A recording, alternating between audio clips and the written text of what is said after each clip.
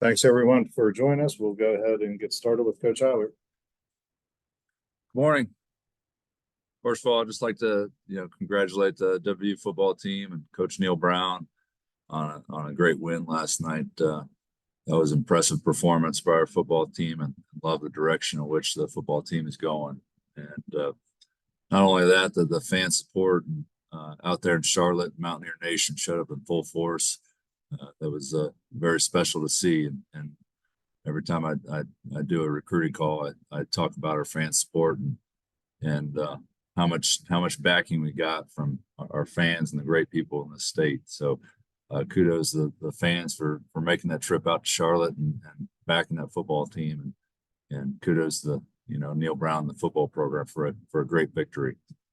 Also like to recognize Coach Mark Kellogg, the women's program, for top 25 appearance and an undefeated record thus far in non-conference and moving into conference play. So they're on a roll, and happy to see them succeeding.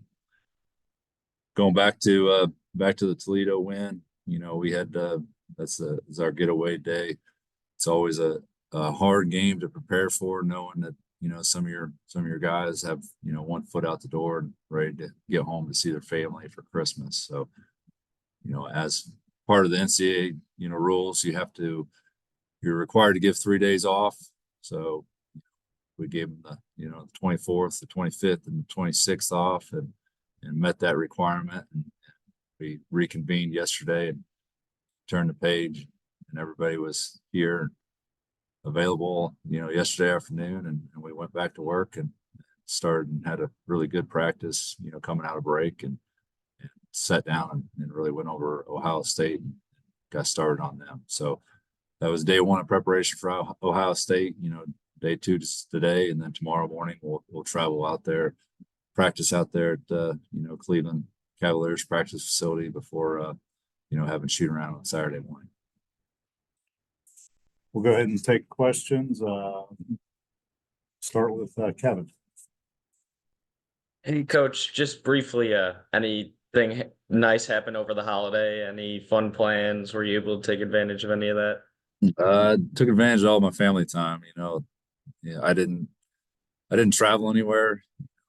Morgantown really is my home. So, I got to go home and spend some uninterrupted time with my family, and it was nice to just kind of sit back and put basketball aside for a few days and just enjoy my time with my family and kind of take it all in. It's been a crazy 6 months thus far, 6-7 months here at the helm, and a lot of challenges we've faced and a lot of adversity. So just to be thankful for what position I'm in, and sit down and have those moments with my family was special.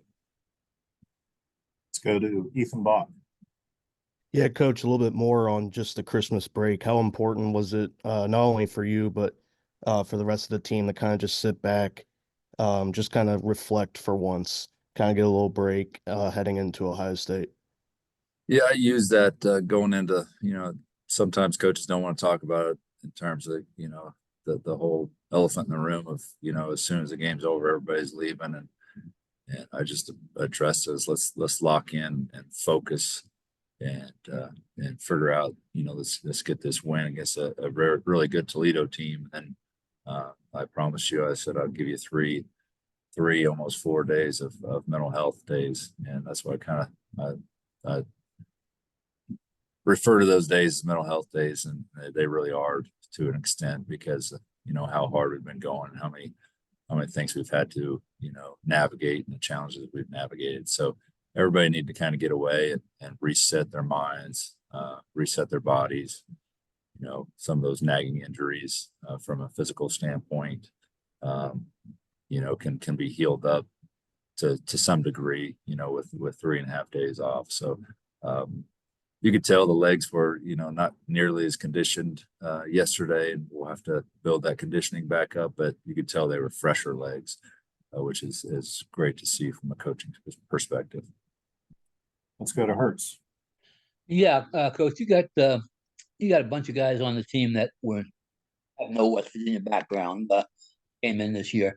What can they learn from the experience last night, if they watched it, and are you going to talk to them about it with the football team, with the crowd that was there, with them accomplishing what they set out to do, even though no one thought they could?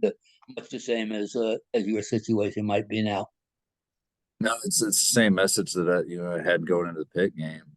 You go to the Pitt football game, and you see how much our fans live and die by West Virginia sports, and you're going to have some of the best support here that you will have anywhere you ever go, and these people really live and die by it, and they support you wholeheartedly. They're very understanding with the challenges you go through, but they want to see you compete at the highest level every single possession, and we certainly deserve that to them. And so that's the message. I mean, you have all the support in the world. We have each other, so there's no reason we don't give everything we got every single possession. How about not getting any respect, which the football team didn't get coming into the season, and using that to create a culture? Is that part of your dealings with this team too? Yeah, I mean, we've had our challenges certainly, and we're 5-7. That's the facts. We're 5-7. There's going to be a lot of people that write us off, and I tell these guys all the time: people write you off because of your resume thus far. We haven't 100% played what we're capable of playing. I think our best basketball is going to come here in the future, and I think it's going to start gelling sooner than later, and certainly, especially with these new guys we've floated into the roster, and everybody trying to figure out their new role on the team, and then knowing in 3 weeks, we got Jesse Edwards coming back, and we'll actually have a 5-man where we're really trying to navigate things without a 5-man on it. So, yeah, I mean, we could be playing our best basketball in February and March. So let's continue to have that growth mindset and continue to figure out how we get better each and every day. Our record doesn't, I don't think in any way proves who we are and who we're capable of being. I remember looking at the net rankings when we first put it on the board, and we're in a 215, 220 range. I said, this is rock bottom.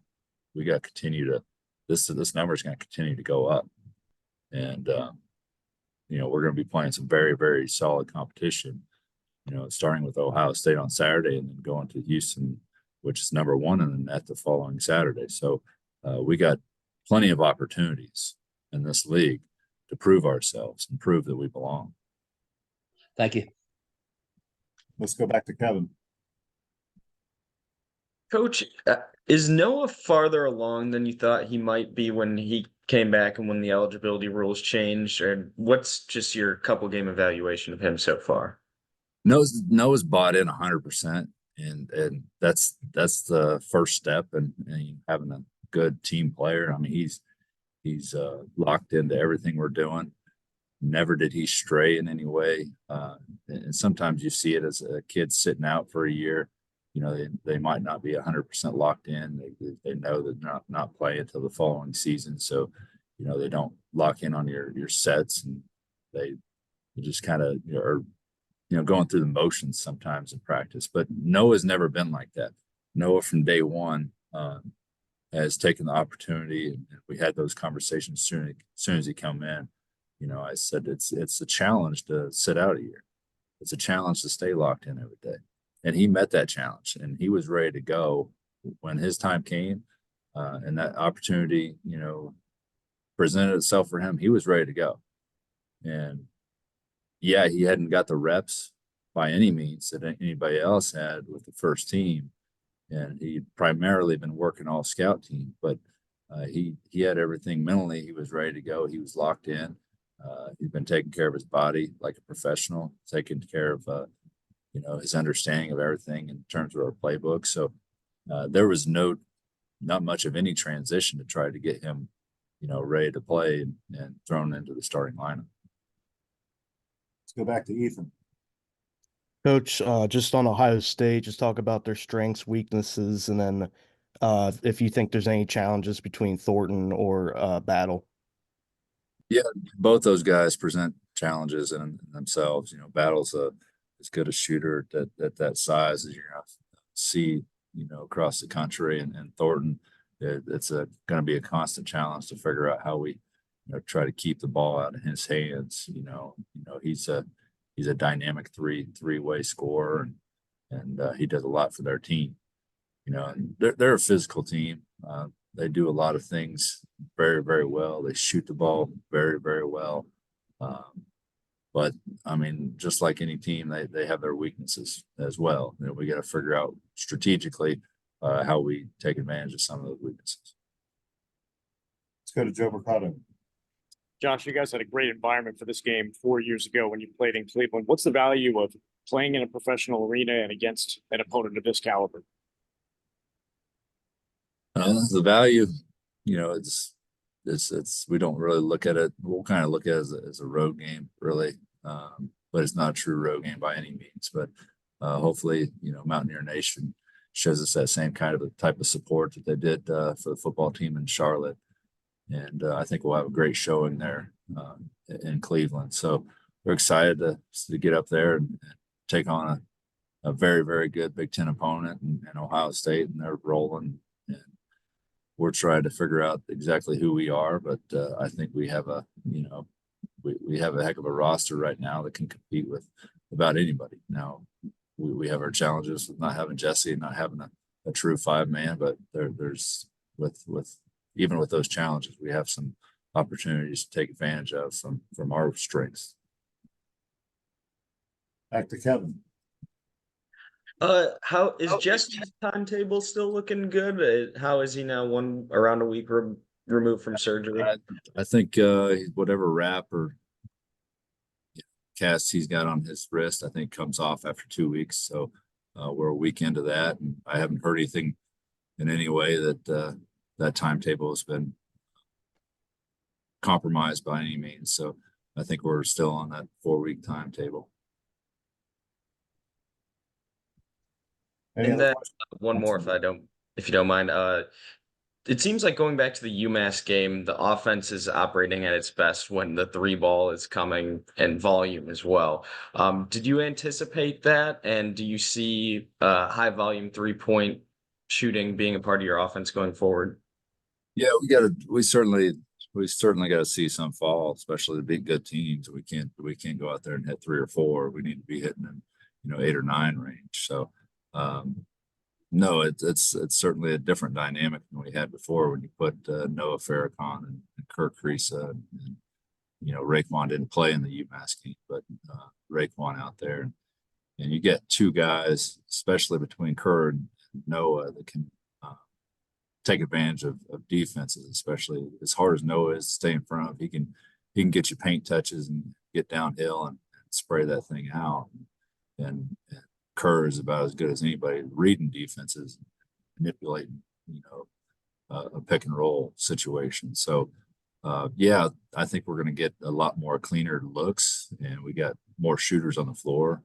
And certainly, we were very one-sided early, without those guys, to where we had to force everything, probably overforce things through Jesse Edwards, and we had to kind of play inside out. Well, that was probably our advantage with who we had in our rotation. So, yeah, that's going to continue to evolve, and I see that as being way more balanced once Jesse comes in. So we, if shots aren't falling, we can throw it close. But right now, as you see it, our definitely our advantage is our guard play. Ethan. Coach, something on a Cook. Just, do you see him improving his conditioning over the last week? And do you think he can get over that 24 minutes, or do you think that's maxed out? I don't know. It's I would love to see him get up to 30 minutes, but we just gotta take that day by day to figure out what he can handle. And each game and each scenario is different, and gets going into an up and down battle, and very little stoppage of play. That's certainly gonna hinder him. But you could see he runs as good as anybody on the floor, and he's going to compete at the highest level, which, you know, he starts competing at the highest level, his conditioning is going to start faltering. So I need him out there. I think there's no question in terms of what he can do defensively, and really need him to take that next step, you know, and I think he did, you know, take that next step in terms of rebounding the ball against Toledo. So, you know, but he can also score it. So we need to get some, you know, some bonus points by him soon making a couple of shots here and there, and getting some extra second chance opportunities for us. So we need him on the floor, and especially in the situation we're in, we're gonna have to rely on him as much as we can, and hopefully, you know, as we continue to go, you know, each and every day, he's going to continue to improve his condition. Any other questions for Coach?